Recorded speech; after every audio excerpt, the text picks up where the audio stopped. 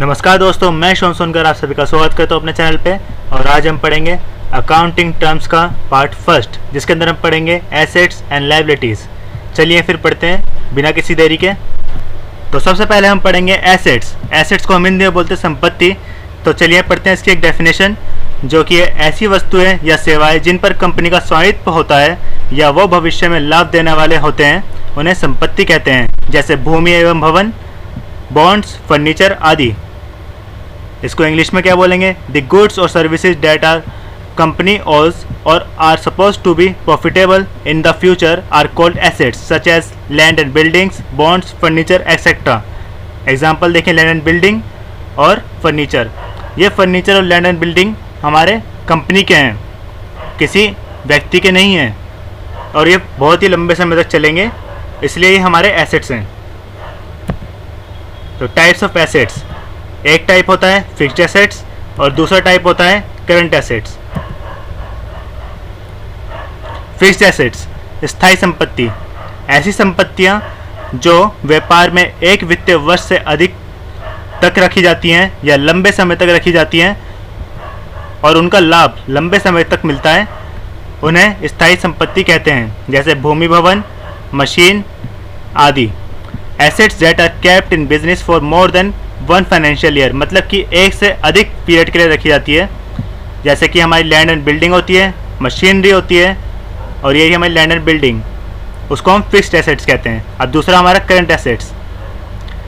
Current assets मतलब कि ऐसी संपत्तियां जिसे बिजनेस एक वित्तीय वर्ष में रुपए में कन्वर्ट कर देता है या उससे कम अवधि में रुपए में बदल सकता है, उसे हम कहते हैं करंट एसेट्स। जैसे कि इन्वेंट्री या फिर कैश। जैसे देखिए, ये इन्वेंट्री लेके जा रहा है, ये हमको एक ही वित्तीय वर्ष में, मतलब कि एक फाइनेंशियल ईयर होता है कंपनी का, जो कि ज़्यादातर होता है 1 अप्रैल से 31 मार्च तक, उसी को हम एक ही साल में कन्वर्ट कर देते हैं कैश में। ऐसी संपत्ति को हम क्या बोलते हैं? Current assets. जैसे कैश हो गया और हमारा स्टॉक हो गया, स्टॉक नहीं, इन्वेंट्री। और अब हमारी आ गई टोटल लायबिलिटीज़। तो लायबिलिटीज़ पढ़ते हैं। चलिए, लायबिलिटीज़ क्या होती हैं? लायबिलिटीज़ ऐसी वस्तु या मूल्य जो कोई भी व्यापार दूसरे व्यापार को देता है या व्यापार या फिर व्यक्ति को देता है, उसे दायित्व या ऋण कहते हैं। इससे हमारे पॉकेट से पैसा जाता है। पॉकेट में पैसा नहीं आता, इससे हमारे पॉकेट से पैसा जाता है, कंपनी के पॉकेट से पैसा जाएगा। जैसे कि रेंट पे करा है, हमने लिया नहीं है, हमको मिला नहीं है, इस बात पर ध्यान दीजिएगा। हमने पे करा है, कोई बिल्डिंग थी हमारे जिसके अंदर हम कंपनी का काम कर रहे थे, तो हमने वो रेंट पे करा है, तो हमारा क्या होएगा? वो लायबिलिटीज़ होएगा। लोन होएगा, वेतन होएगा, वेतन भी जो हम सैलरी पे करते हैं वो भी हमारी लायबिलिटीज़ होती है। जैसे कि रेंट हुआ या फिर हमारी सैलरी हुई। टाइप्स ऑफ लायबिलिटीज़ ये भी 2 प्रकार की होती हैं। पहली होती है करंट लायबिलिटी और दूसरी होती है नॉन करंट लायबिलिटीज़। पढ़ते हैं पहले करंट लायबिलिटीज़।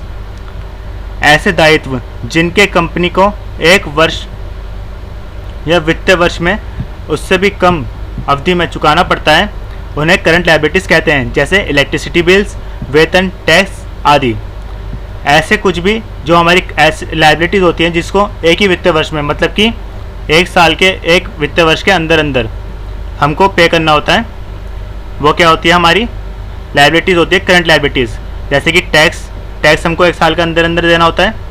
सैलरी हुई, बिल्स हुए, बिल्स कोई से भी बिल हो सकते हैं, वो पानी का बिल, बिजली का बिल, लेकिन वो फैक्ट्री का होएगा, हमारी कंपनी का होएगा, हमारे घर का नहीं। ऐसा नहीं कि कोई भी व्यक्ति होएगा, उसके घर वाला होएगा, जो हमारा कोई भी हमारी कंपनी चला रहा है, वो एम्प्लॉय होगा, उसका घर का बिल होएगा, वो नहीं इसके अंदर इंक्लूड किया जाएगा। सिर्फ हमारे उसके कंपनी का बिल जमा करा जाएगा, वो हमारी करंट लायबिलिटीज़ होएगी। Non current liabilities. अब नॉन करंट लायबिलिटीज़ क्या होंगी? ऐसे दायित्व जिसे कंपनी को एक वित्तीय वर्ष से अधिक की अवधि में चुकाना होता है, उन्हें नॉन करंट लायबिलिटीज़ कहते हैं। जैसे लॉन्ग टर्म लोन आदि। तो जो भी हमको एक वर्ष से ज़्यादा अधिक में चुकाना होता है, जैसे कि हमारे long term liabilities, long term loan होते हैं, उसी को हम बोलते हैं non current liabilities. Long term loans, जैसे कि हमारा एक होता है हमारा शॉर्ट टर्म लोन, वो हमारे 6 महीने के अंदर अंदर पे करना होता है हमको, और एक होता है हमारा लॉन्ग टर्म लोन, कुछ वर्ष के अंदर हमको पे करना होता है, पूरे एक वर्ष से अधिक में। तो ये हुआ हमारा लायबिलिटीज़ और एसेट्स, यहीं पे ख़त्म। Thank you for watching. I hope आपको वीडियो समझ में आई होगी, और वीडियो अगर अच्छी लगी हो तो वीडियो को लाइक, शेयर और कमेंट जरूर करें, और चैनल को सब्सक्राइब जरूर करें, जो कि हमारा चैनल है यूनिलर्नर। Thank you.